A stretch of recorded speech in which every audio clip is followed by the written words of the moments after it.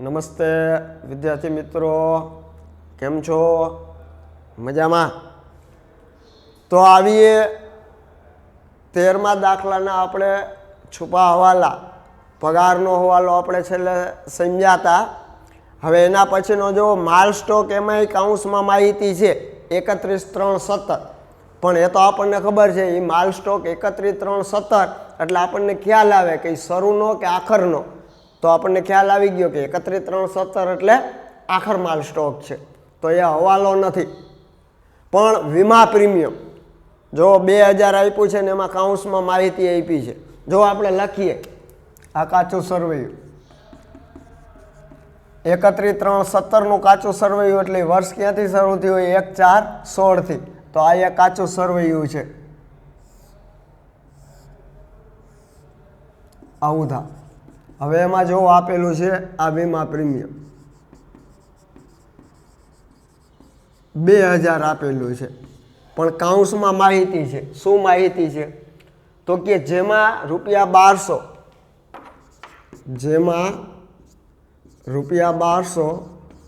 વીમા પ્રીમિયમ, જેમાં ₹1200 વીમા પ્રીમિયમ તારીખ 30/6/17 ના રોજ પૂરા થતા વર્ષનું છે.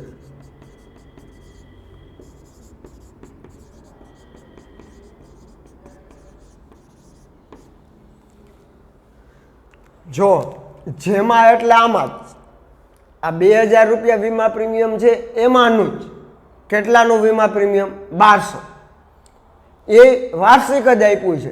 કેવું આપ્યું છે? 1200 વર્ષનું, પણ એનું વર્ષ પૂરું થાય છે 30/6/17 ના. હવે આપણું વર્ષ પૂરું થાય છે 31/3/17. તો કેટલા મહિનાનું અગાઉથી ચૂકવાઈ ગયું? આપણે તો 31/3/17 સુધીનું જ આ વાર્ષિક હિસાબમાં વીમા પ્રીમિયમનો સમાવેશ કરવાનો છે. આ વીમા પ્રીમિયમ 2000 છે, જેમાં એટલે આમાંનું જ આ 2000માં જે વીમા પ્રીમિયમ છે એમાંથી જ 1200નું વીમા પ્રીમિયમ, જે પણ વાર્ષિક જ છે, પણ એનું વર્ષ પૂરું થાય છે 30/6/17 અને આપણું હિસાબી વર્ષ છે 31/3/17. જો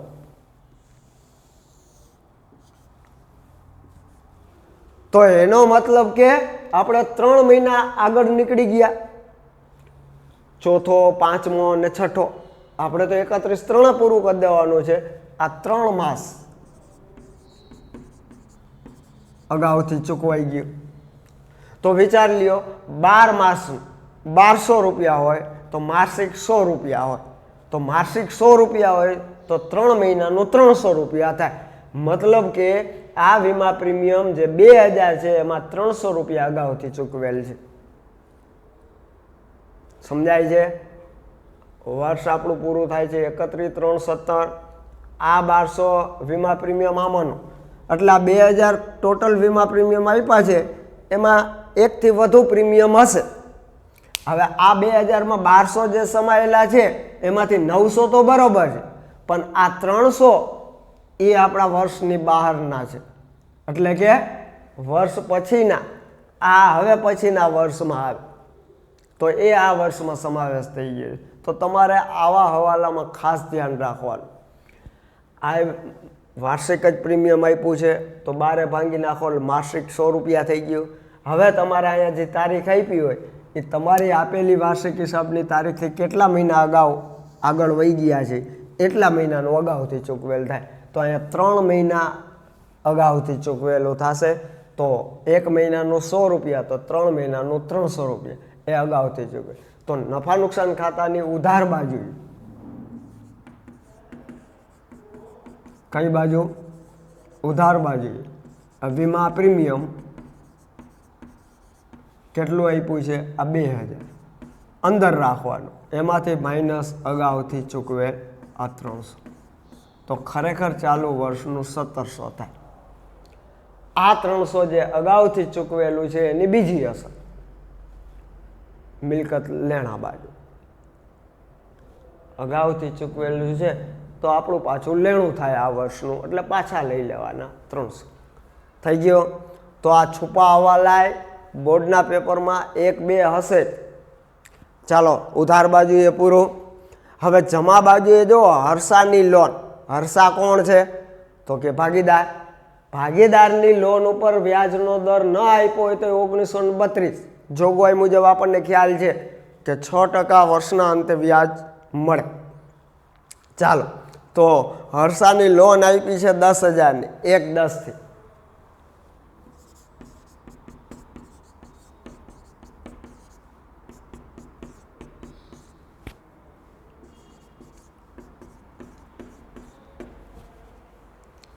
હવે હર્ષાની લોન 1/10/16 થી 10,000ની, તો હર્ષા એ ભાગીદાર છે, લોન પર વ્યાજનો દર ન આપ્યો હોય તો આપણને ખ્યાલ છે કે 6% વ્યાજ ચૂકવવું જ પડે પેઢીએ અને હર્ષાને મળે। તો આપણે 10,000 ઉપર 6% લેખે કેટલા મહિના થશે? 10મા મહિનાની શરૂઆતથી છે, 10મોય ગણાશે, 10, 11, 12, 1, 2 ને 3 તો 6 મહિના।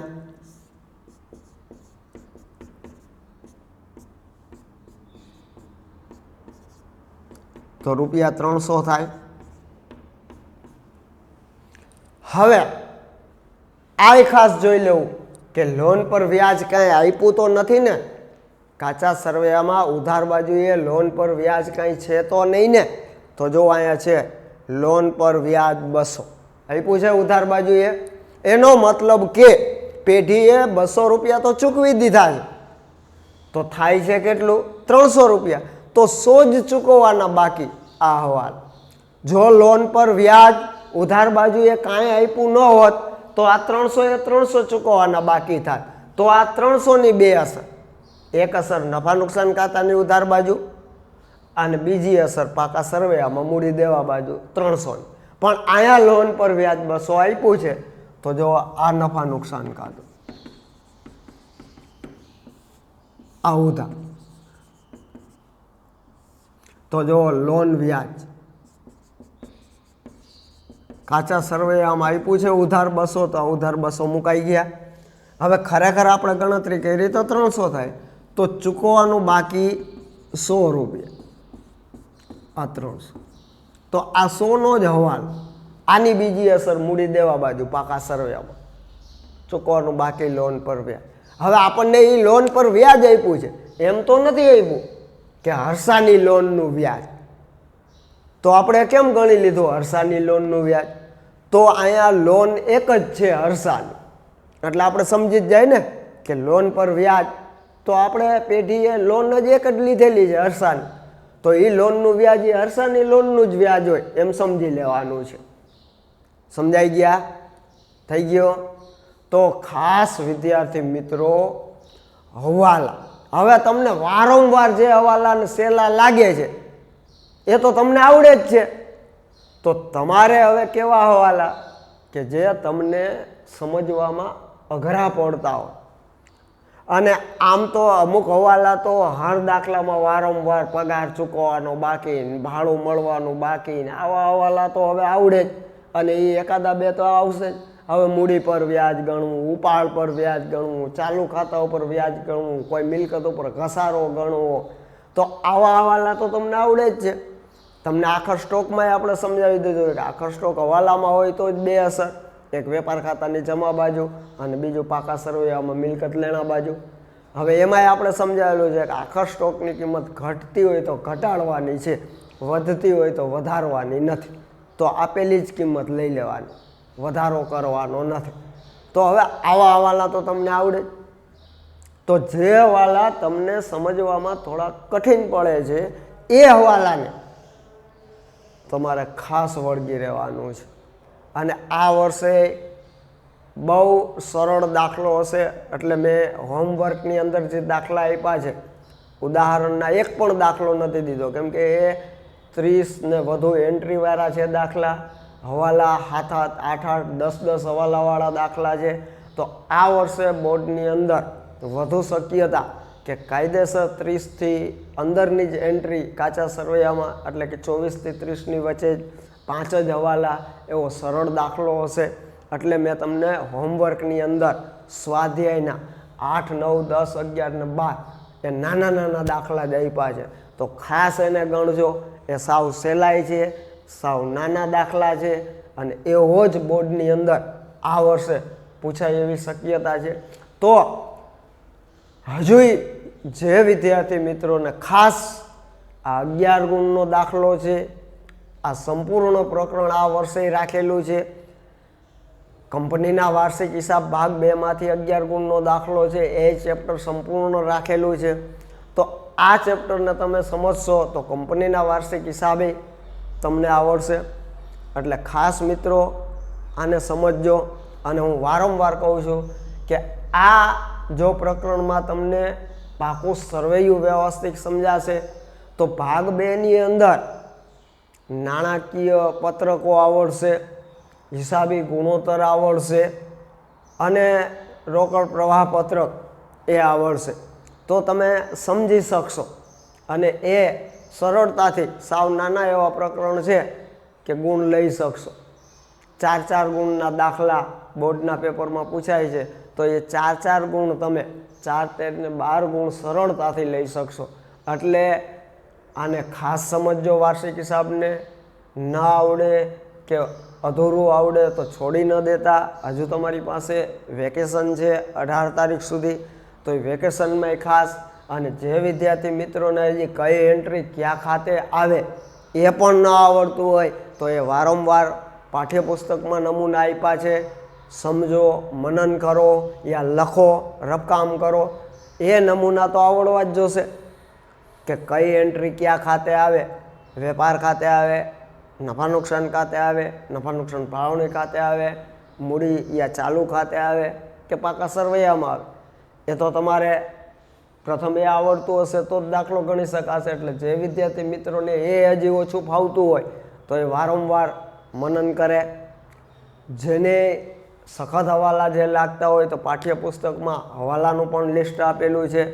જે સરળ છે ને તમને આવડે છે તો એની પાછળ બહુ મહેનત નહીં દેવાની। જે નથી આવડતા એ પાઠ્યપુસ્તકમાં જે લિસ્ટ આપેલું છે એને મનન કરો અથવા તો લખો, રફકામ કરો। વેકેશનનો સમય તમારી પાસે છે જ તો સમજાય છે। જોજે પછીનો આપણે 14મો દાખલો જોઈએ એના હવાલા। 14મો દાખલો એ આપેલો છે ધર્મ અને કર્મ। હવે જુઓ, ધર્મ અને કર્મ મૂડીના પ્રમાણમાં એક ભાગીદારી પેઢીના નફો નુકસાન વેચતા ભાગીદારો છે। હવે તમે જે નફા નુકસાન ફાળવણી ખાતું તૈયાર કરો અને એનો વહેંચણી પાત્ર જે નફો કે નુકસાન આવે એ કયા પ્રમાણે વેચે છે તો કે મૂડીના પ્રમાણમાં। હવે મૂડીનું પ્રમાણ આપ્યું નથી, કીધું છે કે મૂડીના પ્રમાણમાં, તો તમારે મૂડી બંનેની આપેલી હોય એના ઉપરથી પ્રમાણ કાઢી લેવાનું છે। જોજો ધર્મ અને કર્મની મૂડી કેટલી આપી છે, 1,40,000 અને 1,20,000 છે। કેટલી છે? 1,40,000 જેમ 1,20,000। હવે આને જેટલું ભાંગી શકાય, ટૂંકું થઈ શકે એટલું પ્રમાણ ટૂંકું કરવાનું છે। આ 4 મીંડા જાય, આ 4 મીંડા જાય, 14/12। હજી અહીંયા 2 ભાંગી શકાય, 7 દુ 14 અને 6 દુ 12। હવે કોઈ સંખ્યાએ બંનેને ભાંગી નહીં શકાય તો 7/6 થઈ ગયું મૂડીનું પ્રમાણ।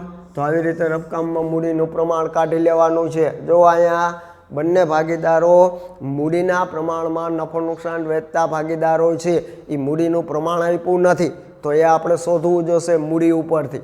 તો બંનેની મૂડી 1,40,000, 1,20,000, 4 મીંડાને દૂર કરીએ તો 14/12।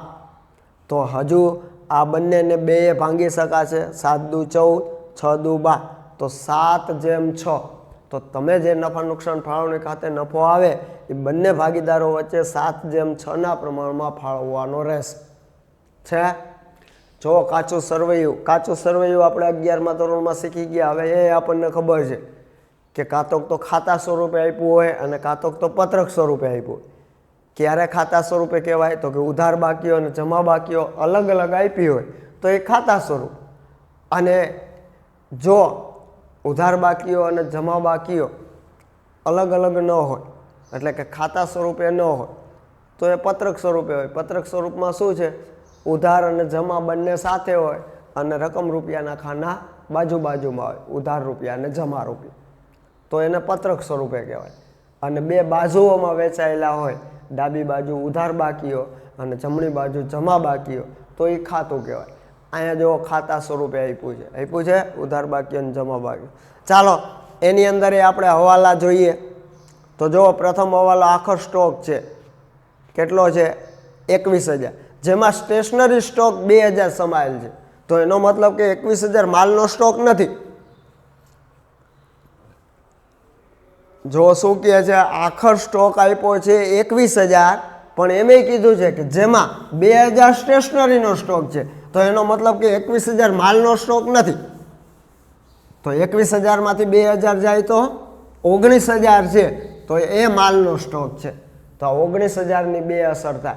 એક વેપાર ખાતાની જમા બાજુ 19,000 આખર માલ સ્ટોક, અને બીજી અસર પાકા સરવૈયામાં મિલકત લેણા બાજુએ ચાલુ મિલકતના મથાળા હેઠળ આખર માલ સ્ટોક 19,000. હવે એ 2,000 સ્ટેશનરીનો સ્ટોક છે. જો આ હવાલાની 4 અસર થઈ, આ 2 અસર થઈ, એક આખર માલ સ્ટોકની 2 અસર થઈ. આખર માલ સ્ટોક કેટલો છે? 21,000 નથી, એમાં 2,000 સ્ટેશનરીનો સ્ટોક છે, તો એ બાદ કરી નાખો તો માલનો 19,000 જ છે. તો એની 2 અસર આપણે આપી. એક વેપાર ખાતાની જમા બાજુએ આખર માલ સ્ટોક 19,000, અને બીજી અસર પાકા સરવૈયા મિલકત લેણા બાજુ ચાલુ મિલકતના મથાળા હેઠળ આખર માલ સ્ટોક 19,000 થઈ ગઈ. હવે 2,000 સ્ટેશનરીનો આખો સ્ટોક છે. તો એનો મતલબ કે સ્ટેશનરી ખર્ચ જે આપ્યો છે કાચા સરવૈયામાં, કેટલો આપ્યો છે? જો જે સ્ટેશનરી ખર્ચ હશે, જો 7,000 છે. સ્ટેશનરી ખર્ચ 7,000 આપેલ. તો ખરેખર સ્ટેશનરી ખર્ચ 7,000 થયો નથી. શું કામ ને? કે 2,000 તો હાથ ઉપર સ્ટેશનરી સ્ટોક પડ્યા છે. તો એનો મતલબ કે 7 માંથી 2 જાય તો ખરેખર આ વર્ષે સ્ટેશનરી પાછળ 5,000 ખર્ચ થયો છે. તો ત્રીજી અસર સ્ટેશનરી ખર્ચમાં માઇનસ સ્ટેશનરીનો આખો સ્ટોક 2,000. અને ચોથી અસર પાકા સરવૈયામાં મિલકત લેણા બાજુએ ચાલુ મિલકતના મથાળા હેઠળ સ્ટેશનરીનો આખો સ્ટોક 2,000. સ્ટોક કોઈ પણ હોય આખર, પાકા સરવૈયામાં મિલકત લેણા બાજુ આવે. થઈ ગઈ 4 અસર. જો પ્રથમ હવાલાની 4 અસર છે. યંત્રો પર ઘસારાનો દર વધારીને 10% કરવાનો છે. તો એનો મતલબ કે અત્યાર સુધી 10%થી ઓછા ટકાએ ઘસારો ગણતા હશે. એટલે આપણે હવે સમજીએ. જો જોઈ યંત્રો કેટલા આપ્યા છે, તો કે 71,760 યંત્રો કેટલા આપ્યા છે?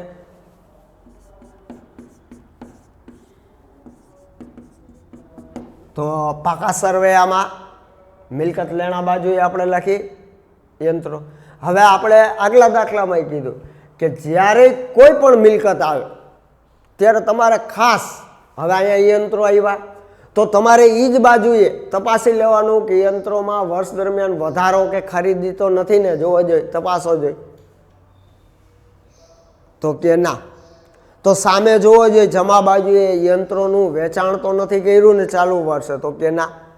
હવે એ તપાસો કે યંત્રો પર ઘસારો હવાલોય છે પણ કાચા સરવૈયામાં આપ્યો તો નથી ને, તો જો અહીંયા આપ્યો છે યંત્રો પર ઘસારો 6,240. કેટલો આપ્યો છે? 6,240. હવે કાચા સરવૈયામાંય ઘસારો છે અને હવાલામાંય ઘસારો છે. તો ત્યારે તમારે કાચા સરવૈયાનો ઘસારો જૂનો ગણી અને ઉમેરી દેવાનો યંત્રોમાં. આ જૂનો ઘસારો 6,240 આ ઉમેરી દેવાનો મિલકત લેણા બાજુએ.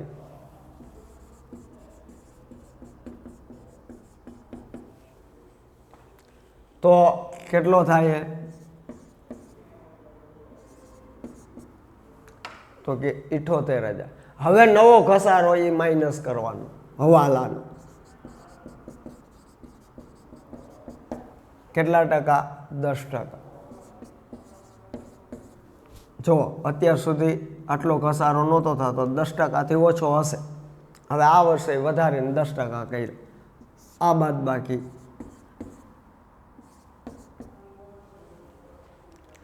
આની બીજી અસર, આ નવા ઘસારાની બીજી અસર નફા નુકસાન ખાતાની ઉધાર બાજુ યંત્રો પર ઘસારો. તો આની બે અસર થાય. જો હવે સમજાય છે. અગાઉના દાખલામાં કાચા સરવૈયામાં ઘસારો આપ્યો હોય ને હવાલામાં આપ્યો હોય એવો એકેય દાખલો નહોતો. આ પ્રથમ દાખલો છે.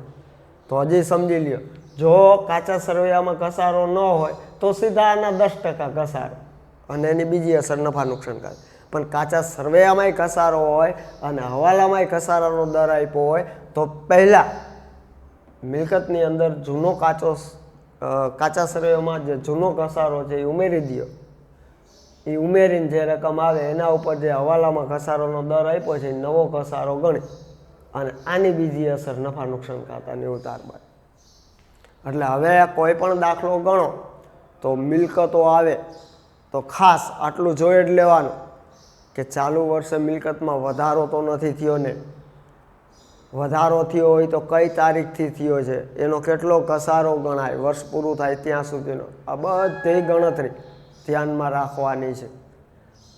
ચાલુ વર્ષે વેચાણ તો નથી કર્યું ને કઈ તારીખે વેચાણ થયું છે તો ત્યાં સુધીનો એનોય ઘસારો ગણતરી કરવી પડે અને એ વેચાણ છે એ મિલકતની કિંમત ઘટાડે તો એ બાદેય કરવી પડે. તો આ બધું હવે સાથે ધ્યાનમાં રાખવાનું છે. થઈ ગયો. જો ત્રીજો હવાલો, 1000નું ઉધાર વેચાણ ભૂલથી ખરીદ પરત નોંધમાં નોંધાયું છે. હવે 1000નું થયું છે શું તો કે ઉધાર વેચાણ. 1000નું વર્ષ દરમિયાન કર્યું છે શું ઉધાર વેચાણ અને ભૂલથી ક્યાં નોંધાઈ ગયું તો કે ભૂલથી એ ખરીદ પરત નોંધમાં નોંધાઈ ગયું. તો આ ભૂલ થઈ ગઈ. તો એનો મતલબ કે 1000નું ઉધાર વેચાણ તો નોંધવાનું રહી જ ગયું છે. ભૂલથી એ ખરીદ પરત નોંધમાં નોંધાઈ ગયું તો એનો મતલબ કે 1000નું હતું ઉધાર વેચાણ, હવે એ તો નોંધવાનું રહી જ ગયું. ભૂલથી ખરીદ પરત નોંધમાં નોંધાઈ ગયું તો વેચાણમાં તો નોંધવાનું બાકી રહી ગયું. હવે ઉધાર વેચાણ છે એટલે એની બે અસર થાય. એક વેચાણમાં પ્લસ થાય, બીજી અસર દેવાદારો એટલે કે ગ્રાહકો એટલે કે લેણું એની અંદર પ્લસ થાય. હવે એ ખરેખર ખરીદ પરત નોંધમાં નોંધાઈ ગયું, ખરેખર ખરીદ પરત નહોતું તો એ ખરીદીમાં પ્લસ થાય, વધુ નોંધાયેલ ખરીદ પરત. તો સામે લેણદારોમાં પ્લસ થાય, વધુ નોંધાયેલ ખરીદ પરત. તો જો આ હવાલાની 4 અસર થઈ. કેટલી અસર થઈ? 4 અસર થઈ. સમજાય છે?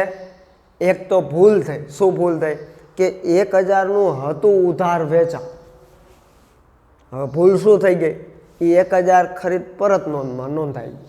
તો એનો મતલબ કે 1000ની ઉધાર વેચાણમાં તો નોંધાયેલું જ નથી તો એ નોંધવાનું બાકી છે. હવે ઉધાર વેચાણ વધે તો સામે દેવાદારો વધે, ગ્રાહકો વધે તો બેયમાં પ્લસ થાય. હવે એ 1000 ખરીદ પરત નહોતું તો એ નોંધાઈ ગયું છે ખરીદ પરત નોંધમાં તો આપણે ખરીદી ઉમેરવી પડે તો સામે લેણદારો વધારવા પડે કેમ કે એ ઘટી ગયા હોય. તો આવા હવાલા આપણે સૌ પ્રથમ કીધું હતું એક અસરવાળા હવાલા નિશ્ચિત છે. ક્યાં ક્યાં? તો એ વેચાણ નોંધનો ઓછો નોંધાયેલ કે વધુ નોંધાયેલ સરવાળો, ખરીદ નોંધનો ઓછો નોંધાયેલ કે વધુ નોંધાયેલ સરવાળો. આ હવાલા એક અસરવાળા છે, એ વેચાણ અને ખરીદીમાં જ અસર થાય. જ્યારે સામાન્ય રીતે મોટાભાગના હવાલાઓ ઓછામાં ઓછી 2 અસર આવે જ છે. આપણે લગભગ હવાલાઓ 2 અસરવાળા છે. પછી 4 અસરવાળા. હવે 4 અસરવાળા હવાલાઓ આપણે જોયા એ આ હવાલા ઉધાર વેચાણ નોંધવાનું બાકી રહી ગયું, ઉધાર ખરીદી નોંધવાની બાકી રહી ગઈ, એ ભૂલ થઈ ગઈ તો એના 4 હવાલા થઈ જાય. નોંધવાની હતી ઉધાર ખરીદી, નોંધાઈ ગયું ઉધાર વેચાણ. જો થઈ ભૂલ તો એ 4 અસર. બાકી ખરીદી નોંધવાની રહી ગઈ હોય તો ખરીદીમાં ને લેણદારમાં. ખરીદી વધુ નોંધાઈ ગઈ છે તોય ખરીદીમાંથી માઇનસ ને લેણદારમાંથી માઇનસ. પણ ભૂલ થઈ ગઈ હોય તો એની 4 અસર. નોંધવાની હતી ખરીદી ને નોંધાઈ ગયું વેચાણ તો ખરીદીમાં પ્લસ થાય, લેણદારમાં પ્લસ થાય, વેચાણમાં માઇનસ થાય તો અમે દેવાદારમાં માઇનસ થાય. એટલે આ હવાલાને ખાસ સમજજો. જાહેરાત ખર્ચનો 1/4 ભાગ આવતા વર્ષ ખાતે લઈ જવાનો છે. હવે જો જાહેરાત ખર્ચ કેટલો છે? 36,000 છે. જો જાહેરાત ખર્ચ ક્યાં આવે? આ નફા નુકસાન ખાતે. આ જાહેરાત આ 36,000. હવે એનો 1/4 ભાગ આવતા વર્ષ ખાતે લઈ જવાનો છે. મતલબ કે એ આ ચાલુ વર્ષના નથી. 1/4 ભાગ કેટલો? 1/4 ભાગ આવતા વર્ષે લઈ જવાનો. તો આના 1/4 9 ચોક 36. તો 9,000 અગાઉથી ચૂકવે. કેટલા? 9,000. અને આની બીજી અસર પાકા સરવૈયામાં મિલકત લેણા બાજુએ ચાલુ મિલકતના મથાળે છેલ્લી 9,000 થઈ ગયા. તો સમજાઈ ગયા બધા હવાલા. હવે તમે જેટલું સમજાય એટલું પછી જ્યારે આપણે પ્રત્યક્ષ મળીશું, મેં તમને શરૂઆતમાં કીધું છે કે તમને જે ન આવડતું હોય ટીક માર્ક કરીને તમે ઘરે રાખી દેજો.